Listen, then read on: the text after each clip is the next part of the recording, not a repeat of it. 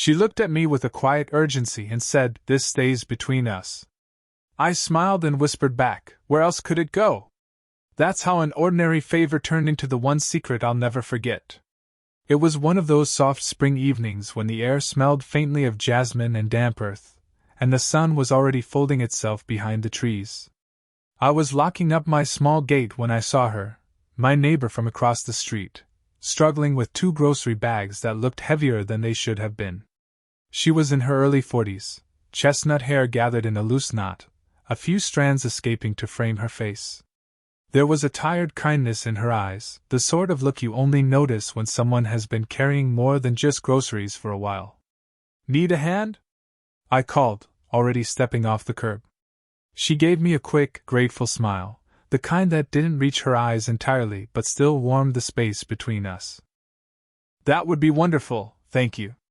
I took the bags from her, their plastic handles biting into my fingers as we made our way to her porch.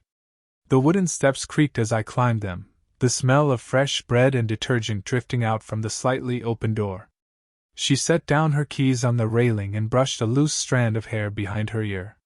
For just a second, her fingers grazed my wrist, cool, almost featherlight, and I felt an odd, quiet jolt run up my arm. Nothing deliberate. Nothing that meant anything, and yet it lingered. "Thank you," she said softly. Her voice carried a warmth that was easy to get used to.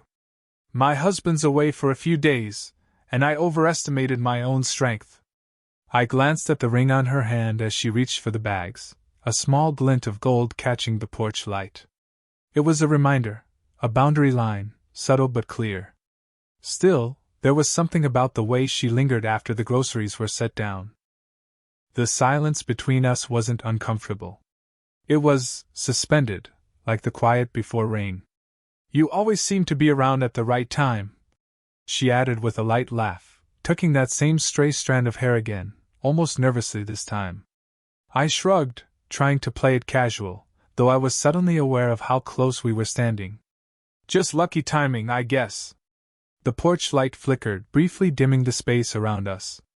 It made the moment feel private in a way it hadn't a second ago, as though the rest of the world had stepped back just enough to let this breath of connection through. I thought she might step back, close the door, say goodnight. Instead, she hesitated.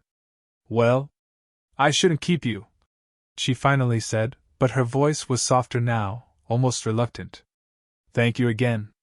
I nodded, stepping down from the porch. The cool evening air pressed against my face, and as I walked back toward my own gate, I couldn't shake the simple truth: nothing happened. No bold words, no secret exchanges. Just a brush of her hand, a flicker of quiet light, and a feeling that something had quietly opened, something unspoken, waiting. A few days later, the weather had turned heavier, a low blanket of clouds sitting over the neighborhood. I was just heading back from a late afternoon run when I heard her voice across the hedge. "Could you help me with something?" She was standing by her porch in a loose beige sweater, sleeves pushed to her elbows, her hair tied back in a hurried bun. The latch on her kitchen window had come loose, she explained. It wouldn't shut properly, and the wind kept rattling it all night. Her husband was still out of town for work. "Of course," I said. "I've got a few minutes." Inside, her home smelled faintly of lemon polish and brewed coffee. It wasn't the sort of scent you notice every day. It felt lived in, cared for, but quiet. The latch took only a few adjustments with the screwdriver she handed me. My fingers brushed the cool metal, and the window finally clicked into place. She stood just a little behind me, watching, her arms folded loosely. "You're handy to have around," she said with a small smile. "Would you like some coffee?" "I just made a fresh pot." I hesitated only for a moment before nodding. "Sure." At her kitchen table, the cups steamed between us. The rain outside had started again, a thin, steady drizzle that pattered against the window I'd just fixed.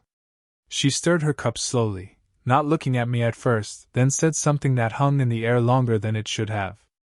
"This stays between us." It wasn't a dramatic declaration, just a quiet line, almost tossed out with the steam. But when she said it, her eyes lifted, meeting mine. There was no mischief there. No danger. Just a flicker of something I couldn't yet name, a need to keep this moment hers alone. I smiled faintly, trying to lighten the weight of her words. Where else could it go? The corner of her mouth curved, a small laugh slipping out, warm, but with a trace of guilt beneath it, like she'd let more show than she intended. She glanced down, tucking a stray strand of hair behind her ear, the same nervous gesture I'd noticed days ago. It's just nice, she murmured after a moment. Having company without it feeling complicated. I nodded. I didn't want to push, didn't want to ask what she meant. The kitchen felt still, only the sound of the rain, the faint clink of her spoon against the cup.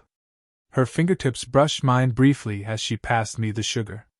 Her skin was cool, soft, and for that split second, I wondered if she felt the same small spark that leapt through me. The conversation moved on, but something had shifted. Not loudly, not in any way the world would notice. Just a private thread between two people, stretched taut across an ordinary kitchen table. The rain had been falling since late afternoon, a steady, soft curtain that blurred the streetlights and left the asphalt glistening.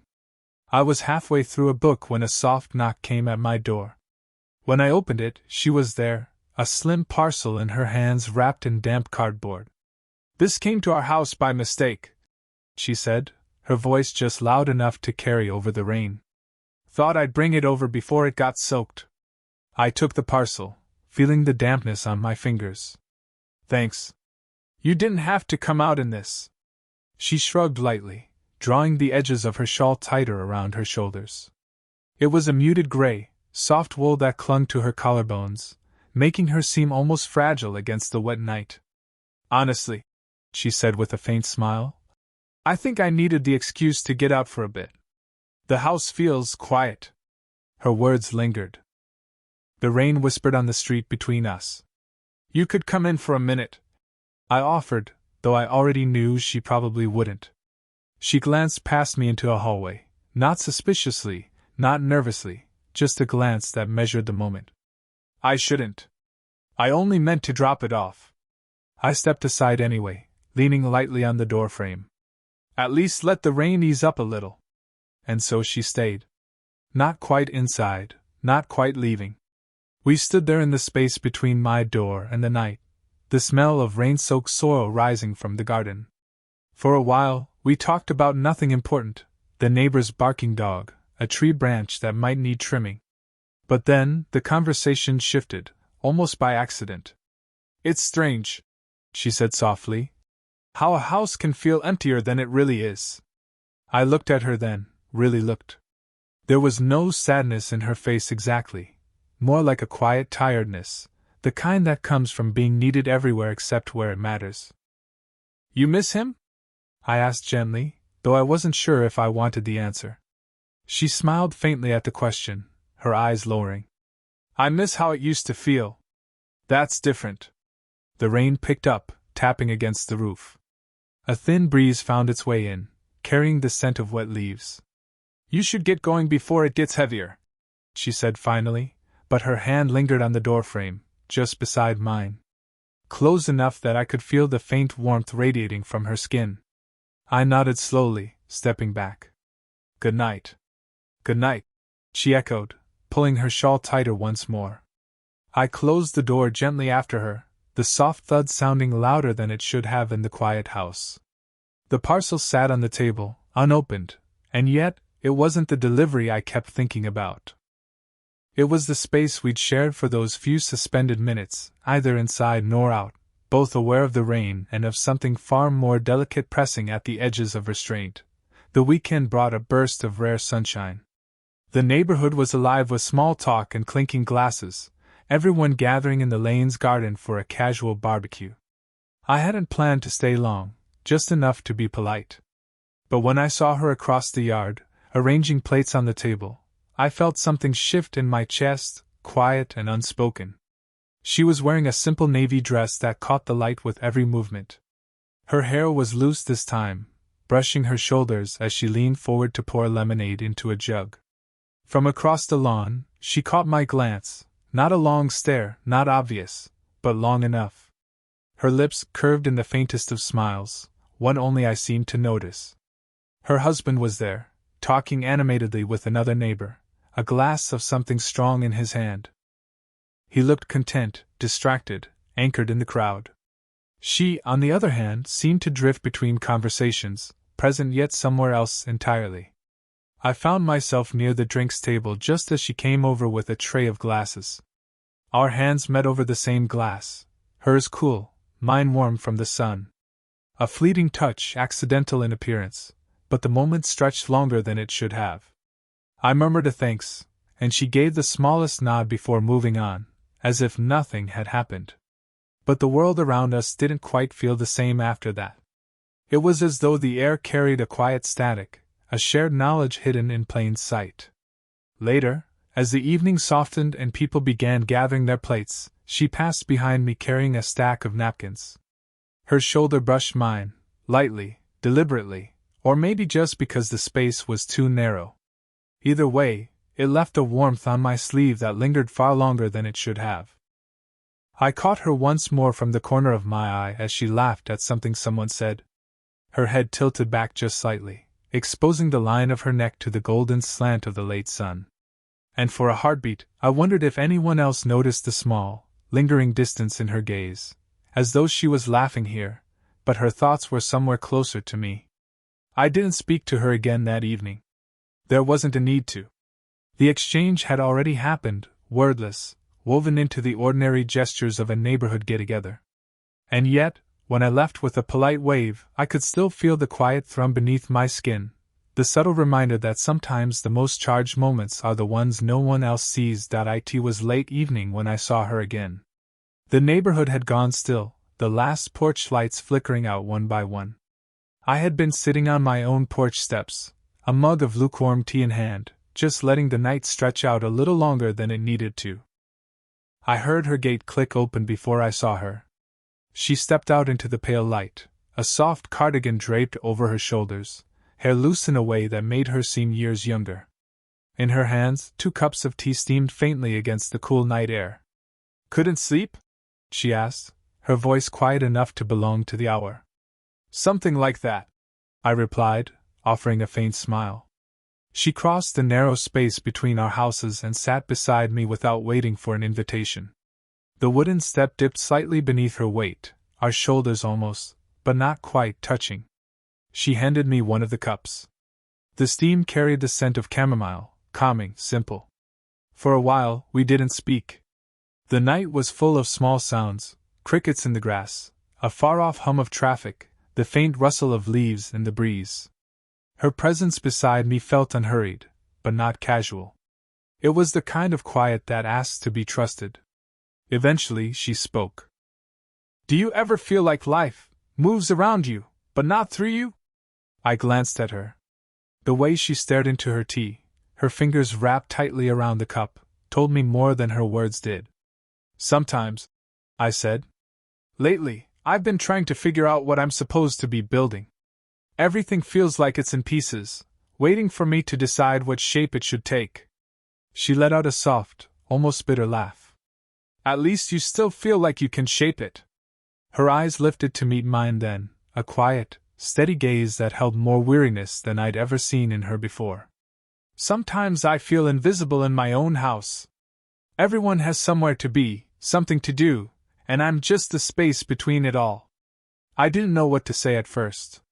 The words felt heavy, not because they were loud, but because they had been kept quiet for too long. "You're not invisible," I said finally. "I notice." Her lips pressed together in a faint, grateful curve, not a smile, exactly, but something softer, more honest. Then, almost absent-mindedly, her hand moved over mine where it rested on my knee.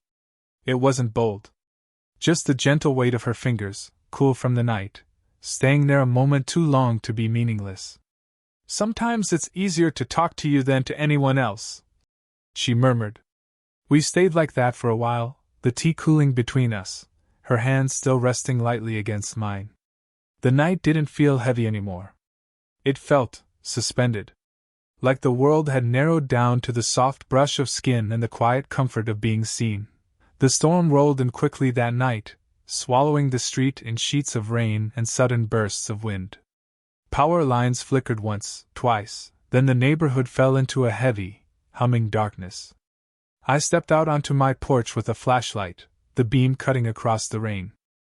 Her house was dark too, windows black, no glow from the kitchen, no comforting hum of life inside. For a reason I didn't stop to examine too closely, I crossed the wet street, hood pulled up, shoes splashing in the shallow pools forming along the curb. She opened the door before I even knocked. Candlelight wavered behind her, catching in her hair, throwing soft shadows across her face. She looked startled for only a second, then relieved. "I was just about to light another candle," she said, holding the door open. "You're drenched." I stepped inside, rainwater trailing behind me, and suddenly the storm felt far away. The house smelled faintly of melting wax and something floral, her perfume, subtle, warm. She disappeared briefly and returned with a thick blanket. "Here," she said, wrapping it over my shoulders with a gesture that felt far more intimate than the words. The blanket was still warm from wherever it had been kept, and her hands lingered for a second longer than they needed to as she adjusted it around me. Thunder rumbled above us, rattling the window panes. We stood in the living room, the only light coming from 3 candles on the coffee table. Their flames bent with each draft, casting shifting shapes on the walls. "You didn't have to come," she said after a moment, voice quieter now. "I know," I replied, my own voice low. "I just wanted to make sure you were okay." Her eyes softened at that, and for a moment neither of us moved. The rain was a curtain against the outside world, a thick veil that made this small space feel entirely separate, suspended in its own fragile time. She stepped closer, brushing a damp strand of hair away from my forehead. Her fingers were cool at first, then warm as they slid back, tucking it gently behind my ear. The gesture was simple, almost domestic, but the effect of it, the nearness of her hand, the scent of her, the closeness of her breath, felt like the room had shrunk to just the space between our chests. Neither of us spoke for a few heartbeats. I could hear the storm pounding at the windows, the faint hiss of rain sliding down the glass. I could feel the heat of her palm where it had rested, now gone, leaving the skin tingling in its absence. "I should check the candles," she murmured at last, stepping back. The spell broke, but only enough to let us both breathe again. And still, as I stood there wrapped in her blanket, watching her light another flame, I knew the real heat in the room wasn't coming from wax or wool. It was everything that hadn't yet happened, and everything both of us knew probably shouldn't. By morning, the storm had passed. The world outside was softened, the streets slick with rain, leaves shining as if freshly painted. Sunlight spilled across the pavement in shy, scattered patches, and the air held that brief, cleansing scent only dawn after a storm can carry. I stepped outside with a mug of coffee, expecting the neighborhood to still be asleep, but she was already in her garden. Her cardigan from the night before hung loosely from her shoulders, sleeves brushing damp rosemary bushes as she clipped away a few bent stems. When she noticed me, her lips curved in a faint, calm smile, a very different smile than the ones before. "Morning," I called quietly. "Morning," she returned, tucking a strand of hair behind her ear. "Everything okay on your side?" "Dry enough," I said, then hesitated because it felt like I should say more. "Thanks for the blanket, last night." She nodded, walking toward the fence that separated our yards. The air between us didn't buzz the way it had hours earlier. It felt still now, like a lake after a skipped stone finally sinks. "About that," she began, her voice steady, not apologetic but careful. "Some moments, they don't need to be explained. They just belong where they happen." I met her eyes. There was no guilt in them now, just a quiet understanding, and perhaps a trace of relief that the moment hadn't gone further than it had. "I get that," I said softly. "Not everything has to go somewhere to mean something." She exhaled slowly, as though a knot in her chest had loosened. "Thank you for not making it heavier than it needs to be." I offered a faint smile, fingers curling around my coffee mug. "Where else could it go, right?" That made her laugh, a real one this time, warm and free, carrying across the damp hedges. She reached over the fence, her hand brushing mine, not lingering this time, just a brief, warm squeeze that said more than any long conversation could have. Gratitude. Respect. A promise to leave the moment intact. The morning breeze carried the scent of wet soil and something citrusy, her perfume, faint from the cardigan's sleeve. It didn't sting now, it settled. We talked a little about ordinary things, the damage the storm had left, the neighbor's fallen branch, her husband's return later that evening. Each word built a bridge back to normalcy, plank by careful plank. When she finally turned to head inside, she glanced back once. The look wasn't heavy. It was peaceful, like setting down a story instead of closing a door. And as I sipped the last of my coffee, watching sunlight catch on the edge of her window, I realized that not every connection is meant to become a scandal or a secret carried forever. Some just become part of the landscape, a private truth between two people who needed it, and then quietly let it go.